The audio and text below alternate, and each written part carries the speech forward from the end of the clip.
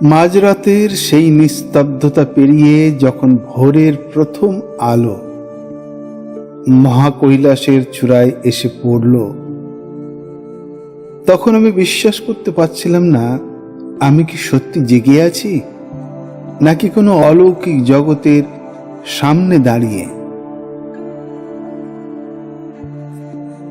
কৈলাস শুধু একটি পাহাড় নয়, সেই মুহূর্তে আমার চোখের সামনে যা ঘটেছিল তা পৃথিবীর কোনো ভাষায় সম্পূর্ণভাবে বর্ণনা করা সম্ভব নয়।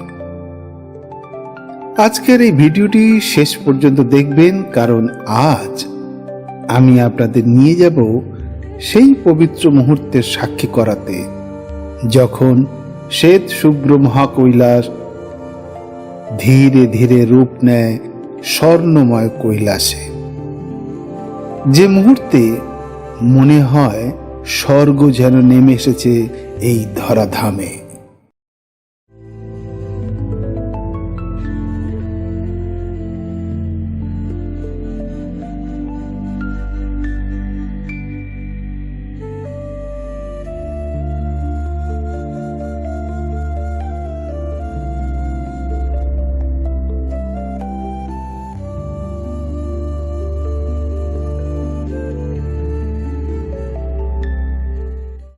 ঠিক সকাল 6টার মধ্যেই আমরা আবার এসে দাঁড়ালাম দিরাপুকের সেই পাথুরে উপত্যকায়। রাতের নীল অন্ধকার তখনও সম্পূর্ণ সরে যায়নি। আকাশের এক কোণে পূর্ণিমার চাঁদ যেন শেষ প্রহরের প্রহরী হয়ে নীরবে জেগে রয়েছে। কিন্তু সেই মুহূর্তে আমাদের কারো চোখই চাঁদের উপর ছিল না। ছিল না চারপাশের পাহাড়, ছিল না হিমশীতল বাতাসের স্পর্শ। সকলের দৃষ্টি নিবদ্ধ ছিল একটি মাত্র স্থানে, মহাকৈলাস। যেন সমগ্র উপত্যকার নিঃশ্বাস আটকে অপেক্ষা করছে সেই মহামুহূর্তের জন্য। সময় ধীরে ধীরে এগিয়ে চলেছে। পূর্ব দিগন্তে অদৃশ্য কোথাও সূর্যদেব তার আবির্ভাবের প্রস্তুতি নিচ্ছেন, আর আমাদের সামনে মহাকৈলাস দাঁড়িয়ে আছেন চিরন্তন নীরবতায়, অনন্ত ধ্যানে, অনন্ত মহিমায়। হঠাৎই কেউ একজন নিচু গলায় বলে উঠল, দেখুন দেখুন, ওই আলো পড়ছে। আর তারপর যেন এক মুহূর্তে বদলে গেল সমগ্র পরিবেশ। হর হর মহাদেব, কেউ একজন উচ্চারণ করলেন। সঙ্গে সঙ্গে শত কণ্ঠে একসঙ্গে গর্জে উঠল, হর হর মহাদেব, হর হর মহাদেব, ওম নমঃ শিবায়, ওম নমঃ শিবায়। সেই ধ্বনি ছুটে গেল পাহাড়ের গায়ে, ফিরে এলো প্রতিধ্বনি হয়ে, আবার ছুটে গেল আরো দূরে। মনে হচ্ছিল দিরাপুকের সেই নিস্তব্ধ উপত্যকাও যেন মহাদেবের নাম জপ করতে শুরু করে দিয়েছে। কারো চোখ বেয়ে নীরবে অশ্রু গড়িয়ে পড়ছে, কেউ সাষ্টাঙ্গে প্রণাম করছে, কেউ আবার স্থির হয়ে দাঁড়িয়ে আছে, যেন চোখের পলক ফেলতেও ভয় পাচ্ছেন, কারণ আমাদের চোখের সামনেই ঘটতে শুরু করেছে এক অনন্য রূপান্তর, যার জন্য পৃথিবীর নানা প্রান্ত থেকে হাজার হাজার মানুষ বছরের পর বছর অপেক্ষা করেন।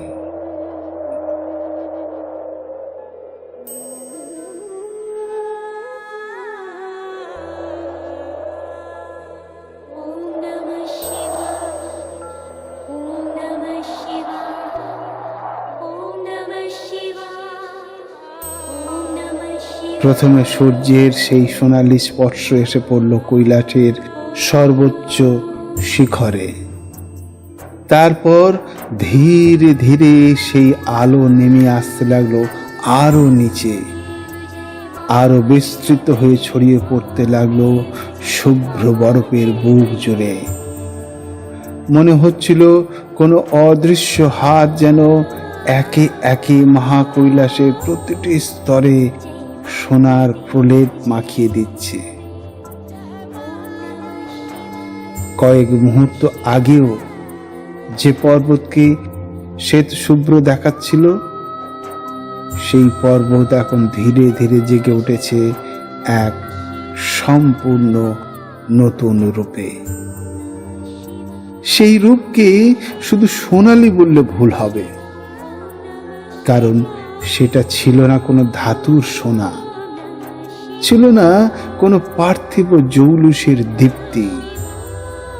সেটা ছিল এক আভা, এমন এক আভা যা যেন অন্তর পর্যন্ত পৌঁছে যায়। মনে হচ্ছিল সূর্যের আলো কৈলাসের উপর পড়ছে না, বরং কৈলাসের অন্তর্নিহিত কোনো জ্যোতি ধীরে ধীরে প্রকাশিত হচ্ছে পৃথিবীর সামনে। প্রতিটি মুহূর্তের সঙ্গে সঙ্গে সেই দীপ্তি আরো উজ্জ্বল হয়ে উঠছিল। কৈলাসের শুভ্র বরফ কখনো স্বর্ণবর্ণ, কখনো গাঢ় সোনালী, কখনো আবার অদ্ভুত এক অগ্নিময় আভায় রঞ্জিত হয়ে উঠছিল। প্রকৃতি যেন নিজেই এক বিশাল আরতির আয়োজন করেছে, আর সেই আরতির প্রদীপ হয়ে উঠেছে উদীয়মান সূর্যদেব। চারপাশের মানুষগুলোর দিকে তাকিয়ে বুঝতে পারলাম এই দৃশ্য প্রত্যেকে নিজের নিজের মতো করে অনুভব করছেন। কেউ কেউ সেই মুহূর্তকে ক্যামেরায় ধরে রাখতে ব্যস্ত, আবার কেউ সম্পূর্ণভাবে ডুবে আছেন নিজের অন্তর্জগতে। আর আমিও সেই মুহূর্তকে ধরে রাখতে ব্যস্ত ছিলাম, আর শুধু তাকিয়েছিলাম। যত দেখছিলাম ততই মনে হচ্ছিল মানুষের ভাষা কত সীমিত, আর মহাদেবের সৃষ্টি কত অসীম। সেই মুহূর্তে মনে হচ্ছিল এই পৃথিবীতে এমন কিছু দৃশ্য আছে যা চোখ দিয়ে দেখা যায় কিন্তু ভাষায় ধরা যায় না। এমন কিছু অনুভূতি আছে যা ব্যাখ্যা করা যায় না, শুধু আত্মার গভীরে অনুভব করা যায়। আর গোল্ডেন কৈলাসের সেই প্রথম দর্শন ছিল ঠিক তেমনই এক অনুভূতি। একটি দৃশ্য যা শুধু চোখে দেখা যায় না, হৃদয় দিয়ে উপলব্ধি করতে হয়।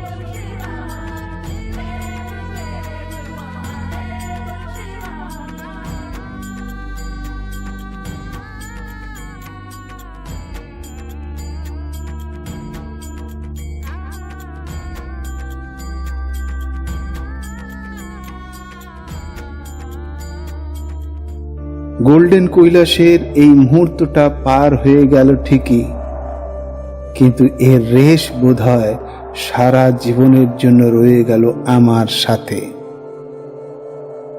পাহাড় তো কেবল পাথর আর বরফের সমষ্টি নয়, পাহাড় তো এক বিশাল অভিজ্ঞতার নাম।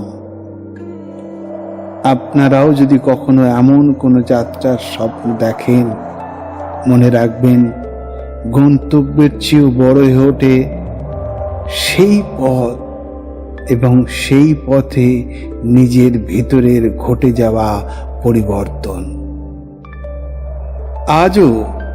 আজও সেই সকালের কথা মনে পড়লে আমার চোখের সামনে ভেসে ওঠে দিরাপুকের সেই উপত্যকা, ভেসে ওঠে মহাকৈলাসের সেই স্বর্ণময় রূপ, আর কানে কানে অনুরণিত হতে থাকে শত শত কণ্ঠের সেই ধ্বনি, হর হর মহাদেব, ওম নমঃ শিবায়।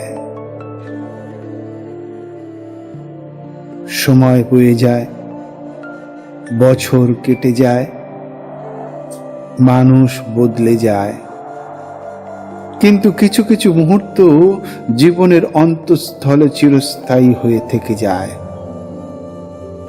গোল্ডেন কৈলাসের সেই দর্শন আমার কাছে ঠিক তেমনই এক মুহূর্ত। আজ যখন ভোরবেলায় সূর্যোদয় দেখি, তখন অজান্তেই আমার মনে একটি ভাবনা জেগে ওঠে।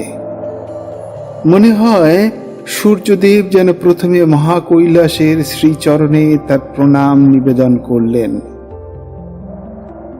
মহাদেবের আরতি সম্পন্ন করলেন, আর তারপর সেই আলো নিয়ে পৃথিবীর অন্য প্রান্তে ছড়িয়ে দিলেন।